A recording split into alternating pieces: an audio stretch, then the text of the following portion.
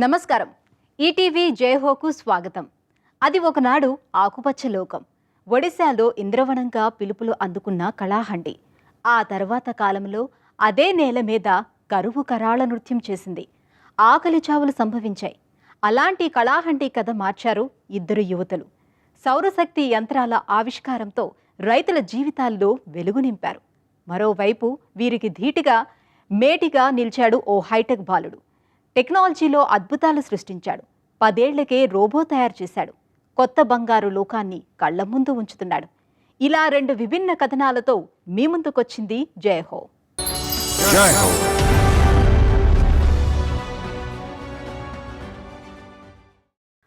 అతడు బాలుడే కాని మేధస్సులో అఖండుడు, ఆవిష్కారాలలో అసాధ్యుడు. ఆవిష్కర్త, వ్యవస్థాపకుడు, టెక్నాలజీ మీద ఆసక్తి పెంచుకుని రోబో తయారు చేశాడు. 12 ఏళ్లకే ఇంజనీరింగ్ విద్యార్థులకు పాఠాలు చెప్పాడు. సైన్స్ విద్యార్థులకు ప్రేరకుడు. హైదరాబాద్కు చెందిన ఆరవ్ గార్గ్ శాస్త్ర సాంకేతిక రంగాలలో ఆవిష్కర్తగా, వ్యవస్థాపకుడుగా ఎదుగుతున్న బాలమేధావి.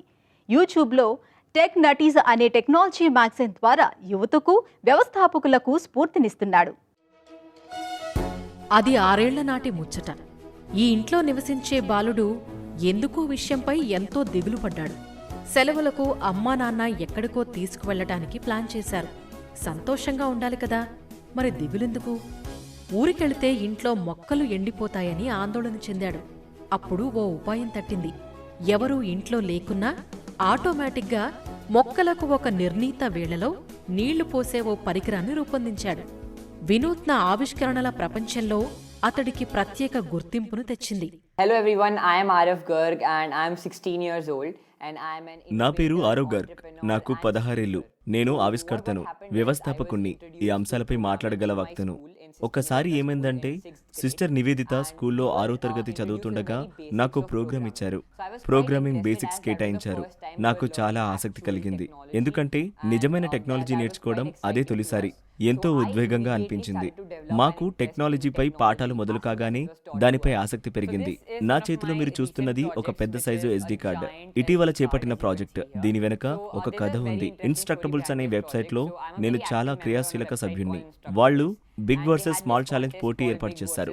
ఒక చిన్న వస్తువును కొత్త నైపుణ్యాలతో అది పెద్దగా తయారు చేయాలి, లేదంటే పెద్ద వస్తువును చిన్నదిగా చేయాలి. నేనేం చేశానంటే, ఒక చిన్న SD కార్డును ఎంచుకుని పెద్ద SD కార్డుగా మార్చాను. ఇక్కడి USB పోర్ట్తో దీన్ని యాక్సెస్ చేసుకోవచ్చు. సాధారణ USB కేబుల్తో మీ PCకి కనెక్ట్ చేయవచ్చు. ఇంకా చెప్పాలంటే ఓ సాధారణ హార్డ్ డిస్క్గా వాడుకోవచ్చు. ఏదో ఒక తమాషా ఉండాలి కదా. దీన్ని నేను SD కార్డు ఆకారంలో చేశా. పసుపు రంగు స్క్రిప్ట్స్ అంటించి ప్రొఫెషనల్ టచ్ ఇచ్చా. సొంత కస్టమ్స్ బ్రాండింగ్ స్టిక్కర్ను రూపొందించా. ఎంతో సరదాగా ఉంది. నా ఈ ఆవిష్కారానికి $50 బహుమతి వచ్చింది. So I think it was a success on this one. మనమిప్పుడు ఆనందాశ్చర్యాలు గొలిపే సృష్టి, ప్రతిసృష్టి లోకంలో ఉన్నాం. ప్రతిదానికి దేనిపైనో ఎవరిపైనో ఆధారపడకుండా అన్నీ మనమే చేసుకోగలిగితే అద్భుత ప్రపంచమిది. ఇక వరల్డ్ వైడ్ వెబ్ వచ్చేసి మన పని మరీ సులువు చేసేసింది. ఇప్పుడు మన హీరో మరింత సాహసోపేతమైన వికీ ప్రపంచంలోకి అడుగుపెట్టాడు. So I basically post a lot of content, as I told earlier, and I wanted to show. నేను ఎంతో సమాచారం పొందుపరుస్తూ ఉంటా. ఇప్పుడు ఆర్చినో బోర్డును ఉపయోగించి తాపమానితో ఒక అంశాన్ని చేసి చూపబోతున్నా. ముందుగా ఎన్నో వైర్లు సరంజామాతో సులభంగా చేసేద్దామనుకున్నా, కానీ పూర్తి స్థాయిలో పనిచేసే పరికరమే చేయాలని నిశ్చయించాను. నా ఊహలు, ఆలోచనల సమాహారాన్ని అపురూపంగా చేసి ప్రదర్శించా. దీనితో ఆవిష్కర్తల నుంచి గొప్ప ప్రతిస్పందన వచ్చింది. ఇది ఆస్ట్రేలియా, UK, నెదర్లాండ్స్ దేశాలలోని 4 అంతర్జాతీయ పత్రికల్లో ప్రచురితమైంది. 4 international magazines in various countries like Australia, UK and Netherlands. I feel so proud being his father as. తండ్రిగా నాకెంతో గర్వకారణంగా ఉంది. 12 ఏళ్ల వయసులో హైదరాబాద్లోని కొన్ని పాఠశాలల్లో 300 మంది విద్యార్థులకు పాఠాలు చెప్పాడు. తను 8వ తరగతి చదువుతూ ఏకంగా ఓ ఇంజనీరింగ్ కాలేజీలో లెక్చర్లిచ్చాడు. I was in his 8th standard. So really make me proud. ఒక పేరెంట్గా నేను మీకొకటి సూచించదలుచుకున్నాను. వారిని పరీక్షల్లో మార్కుల కోసం ఒత్తిడి చేయవద్దు. ఆ ప్రతిభను వికసించనివ్వండి. కేవలం చదువు మీదనే దృష్టి పెట్టేలా తయారు చేయవద్దు. ఇదొక అద్భుత సమాజం. అంతా చేతల లోకం. ఏదైనా సరే చేసేద్దాం. ఎలా అంటే సహకారమే మన వైఖరి. అంతర్వాహినిలో అందరూ ఒకరికి ఒకరు సహకరించుకుంటూ మనవాళ్లు ఏమైనా చేసేస్తారు, దేనినైనా సాధిస్తారు. This was my first robot. It is a line follower robot and it does exactly what ఇది నా మొట్టమొదటి రోబో. ఇది గీతా మార్గం అనుసరిస్తుంది, అంటే ఖచ్చితంగా గీసిన గీత వెంటే నడుస్తుంది. పరారుణ కిరణ సూత్రాలను అనుసరించి పనిచేస్తుంది. నేలపైన గీతలను అనుసరించడానికి ఇదిగో ఇక్కడ 2 సెన్సార్లు ఉన్నాయి చూడండి. ఇవి పరారుణ కాంతిరేఖలను గ్రహిస్తాయి. ఆర్డినో బోర్డు దీనికి మెదడులా పనిచేస్తుంది. ఈ బోర్డు ఒక ప్రాసెసర్. ఈ ప్రాసెసర్ సకల కళా వల్లభిలాగా ఎన్నో పనులు చేయగలదు. ఇప్పటికే అమెజాన్, అలీబాబా వేర్ హౌస్లలో నిర్వహణ ప్రక్రియ కోసం ఈ బోర్డును వాడుతున్నారు. వేర్ హౌస్లలో వస్తు సామాగ్రిని ఎక్కడ కావాలంటే అక్కడికి పంపించుకునేందుకు ఇవి అద్భుతంగా పనిచేస్తాయి. వీటిని ఎవరు నడిపే అవసరం లేదు. ప్రోగ్రామ్ చేస్తే వాటి పని అవే చక్కగా చేసేస్తాయి. goods within the warehouses and they do it completely autonomously.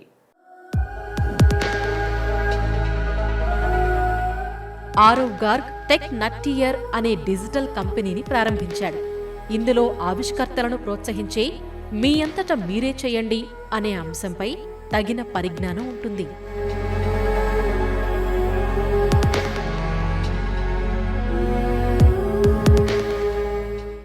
Let me give you a quick walkthrough to the TechNutties app. So here we go. Tech నటీజీ యాప్ విశేషాలను ఇప్పుడే వివరిస్తాను. ఇందులోకి ఇలా వెళ్ళాలి. ఇది యాప్ హోమ్ స్క్రీన్. యాప్ తెరవగానే మనల్ని పలకరించేది ఇదే. ఇదిగో ఇదే మ్యాగజైన్. డిజిటల్ టెక్ నటీస్ మ్యాగజైన్ సంచికలు ఇవే. ఇందులో అనేక ప్రాజెక్టు ట్యుటోరియల్స్ ఉన్నాయి. ఇక్కడికి నేర్చుకునేందుకు విద్యార్థులు, యువకులు రావచ్చు. మా ఈ డిజిటల్ మ్యాగజైన్ ద్వారా ప్రాజెక్టుల రూపకల్పనను తెలుసుకోవచ్చు. ఇదంతా యాప్లోనే లభిస్తోంది. ఇవాళే ఈ టెక్ నటీజ్ యాప్ను డౌన్లోడ్ చేసుకోవచ్చు. మరెందుకు ఆలస్యం? రోబోటిక్స్ టెక్నాలజీతో మీ ప్రయాణం ప్రారంభించండి. In the app itself. Yeah, just download the TechNutties app today and kickstart your journey with robotics and technology.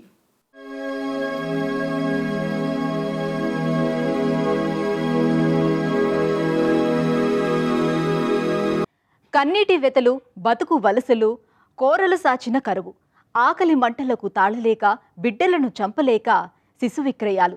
ఒడిశాలో ఒకనాటి కళాహండి ప్రాంత ముఖచిత్రం. మరి నేడు అదే ప్రాంతం అభివృద్ధికి ముఖద్వారమైంది. బీడుపడి మోడుబారిన కళాహండిని 2 అమ్మాయిలు ఆకుపచ్చ లోకంగా మార్చారు. ఉన్నతోద్యోగాలు వదులుకొని ఆ ప్రాంత ఉన్నతికి కృషి చేస్తున్నారు. కరువు నేల కన్నీటిని తుడిచిన కళాహండి పుత్రికల విజయహాస కథనం మీకోసం. అది ఒడిశాలోని కలహండి జిల్లా. వరుస కరువు కాటకాలు కసితీరా కాటువేశాయి. నేల తల్లి నెర్రలిచ్చింది. భూదేవి పైర్లు లేక ఎండిపోయింది. ప్రకృతి వైపరీత్యాలకు పాలకుల నిర్లక్ష్యం తోడై అన్నదాతలను బలి తీసుకుంది.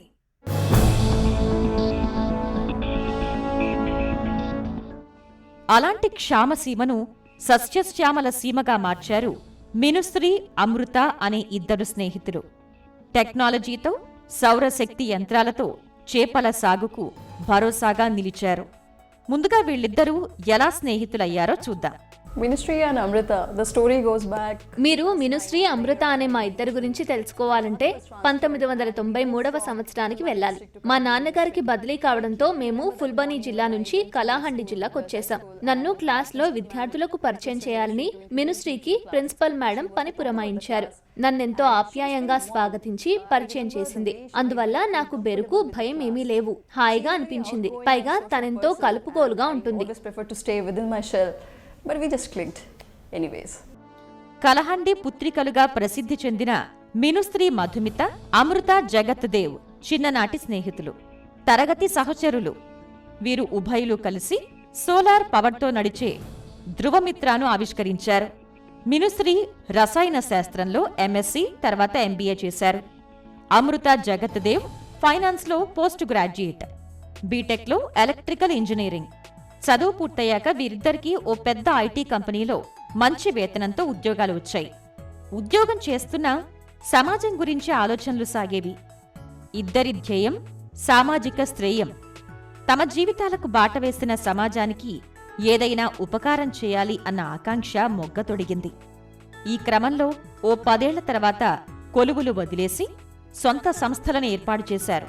Our parents and our teachers always want మా తల్లిదండ్రులు ఉపాధ్యాయులు మమ్మల్ని దేశం కోసం ఏదైనా చేయకూడదా అని సూచించారు. అందుకే మా ఆశయానికి తగినట్లు ఓ స్వప్న లోకానికి ఆకృతినిచ్చాం.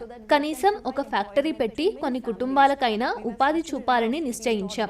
మా టీచర్లు మమ్మల్ని ఉన్నతంగా తీర్చిదిద్దారు. కుటుంబంలో ప్రతి ఒక్కరికి విద్య అందాలన్నదే మా కోరిక. ప్రతి కుటుంబంలో మహిళలు బాలికలు స్వతంత్రంగా ఉండాలని, మహిళలకు సాధికారత సిద్ధించాలని భావించాం. మా కలలు నిజం చేసుకోవడానికి కలాహండి జిల్లాను కేంద్రంగా ఎంచుకున్నాం. so we had already chosen the plot where we wanted to build a dream. అమృత మినుశ్రీ కలిసి 2016లో ఢిల్లీ కేంద్రంగా థింక్ రా ఇండియా ప్రైవేట్ లిమిటెడ్, థింక్ రా ఇన్నోవేటివ్ సొల్యూషన్స్ అనే 2 కంపెనీలను నెలకొల్పారు. వారి కల నిజమయ్యే మార్గం ఏర్పడింది. ఈ కంపెనీల ద్వారా సౌర విద్యుత్ రంగంలో వినూత్న ప్రాజెక్టులపై దృష్టి పెట్టారు. వీటిని మహిళా కేంద్రీకృత సంస్థలుగా తీర్చిదిద్దాలని సంకల్పించారు. Amrita and I have started Thinkro India Private Limited after working for అమృత నేను కలిసి ఐటీ రంగంలో దశాబ్దం పాటు పనిచేశాక ఈ థింక్రా ఇండియా ప్రైవేట్ లిమిటెడ్ కంపెనీని ప్రారంభించాం. మేమిద్దరం ఒడిశాలోని కలహండి జిల్లాలో ఎక్కువగా గడిపాం. నేను పుట్టింది పెరిగింది ఒడిశాలోని. తను ఎన్నో ఏళ్లుగా ఒడిశాలోనే ఉంటోంది. అందువల్ల గ్రామీణ భారతంలో క్షేత్రస్థాయి విద్యుత్ సమస్యల్ని చూశాం. విద్యుత్ రంగానికి ఏదైనా చెయ్యాలని ఎప్పటి నుంచో అనుకున్నాను. ఐటీలో ఉన్నప్పుడు ఇంటిగ్రేటెడ్ ఎనర్జీ గురించి విన్నాం. మీకు తెలుసా, ఈ భూమి మీద లభించే పునరుత్పాదక విద్యుత్తులో అత్యుత్తమమైనది సౌర విద్యుత్తే. అందుకే మేము గ్రామీణ భారతావనిలో దీనికి ప్రాచుర్యం కల్పించాలని నిర్ణయించాం. ఇందుకోసం ఈ థింక్రా ఇండియా ప్రైవేట్ లిమిటెడ్ కంపెనీని నెలకొల్పాం. the rural base of India. That is why we established Thinkro India Private Limited.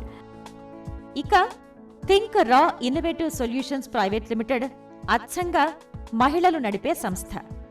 వీరు ఈ సంస్థ ద్వారా వ్యవసాయం, ఆక్వా రంగాలకు సౌర శక్తితో పరిష్కార మార్గాలను సూచిస్తారు. ప్రస్తుతం ఉపయోగిస్తున్న డీజిల్, పెట్రోల్ ఇంధన వినియోగాన్ని సౌర విద్యుత్తుతో భర్తీ చేస్తారు.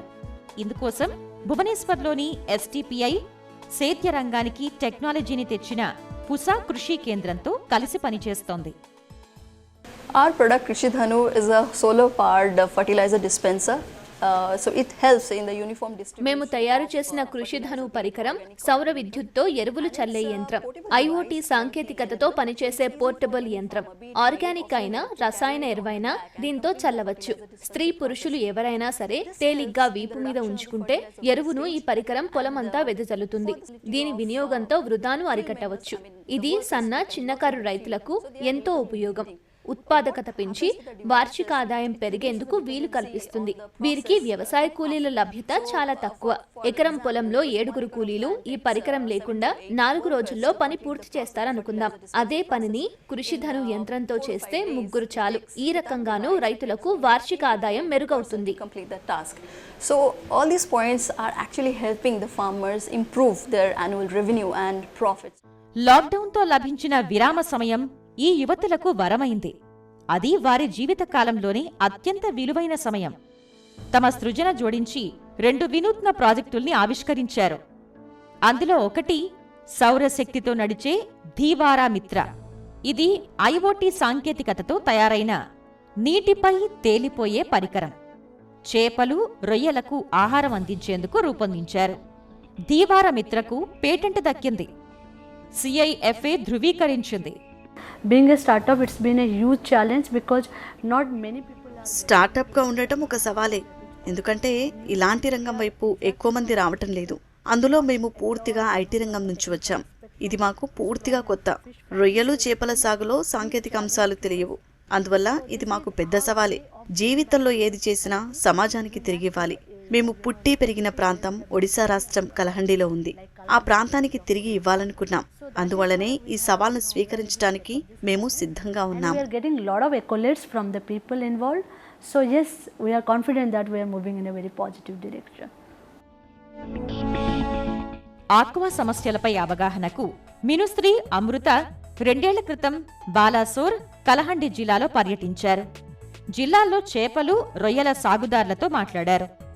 మంచినీటిలో చేపల పెంపకం, బ్రాకిష్ వాటర్లో రొయ్యల సాగులో ఇబ్బందుల్ని తెలుసుకున్నారు. రైతులను కలచివేస్తున్న పెద్ద సమస్య చేపలు, రొయ్యల స్టాక్లో మరణాల నిష్పత్తి పెరుగుతోంది. దీంతో ఆక్వా రైతుల ఆదాయం బాగా తగ్గుతోంది. When we worked with fish and prawn farming sector, prawn farm చేపలు రొయ్యల రైతులతో కలిసి పనిచేసినప్పుడు వాటి ఆహారానికి సంబంధించి 3 ప్రధాన అంశాలను గమనించాం. ఒకటి వాటికి ఆహారం వేయటం, ఇక రెండోది వాటికి అందే గాలి.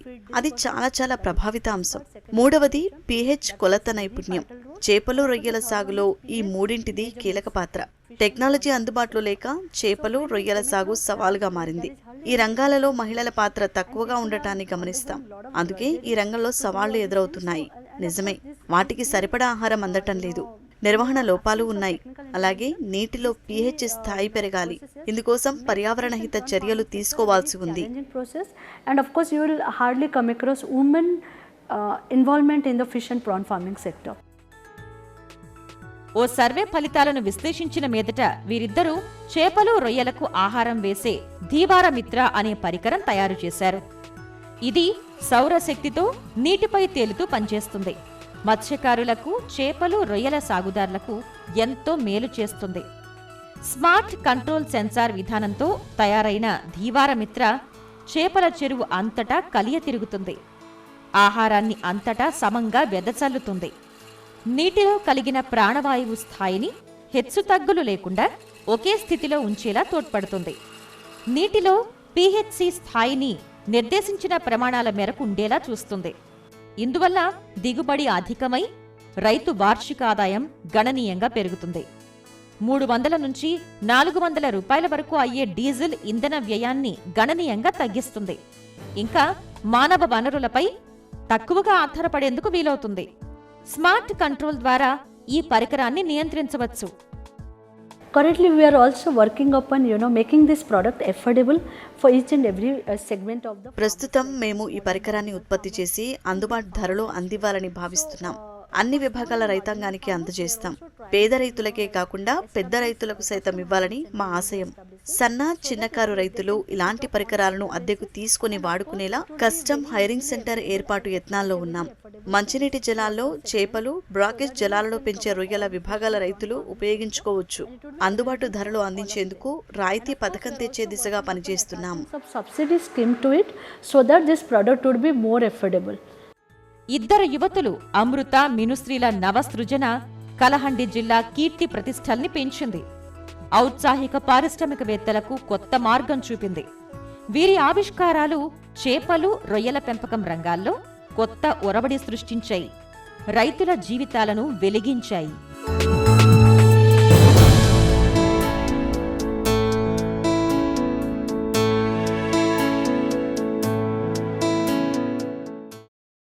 సూర్యుడి వెలుగుతో పేదల జీవితాల్లో వెలుగు నింపుతున్నారు ఇద్దరు మహిళామణులు. చిన్న వయసులోనే సాంకేతికతను ఒడిసిపట్టి రోబో తయారు చేశాడు ఓ బాలుడు. వీరంతా అణువంత ఆత్మవిశ్వాసంతో ఆకాశమంత ఎదిగిన స్ఫూర్తిదాతలు. అసమాన విజయాలతో నేడు సుప్రసిద్ధులు. మరికొన్ని కథనాలతో వచ్చే వారం మళ్ళీ కలుద్దాం. నమస్కారం.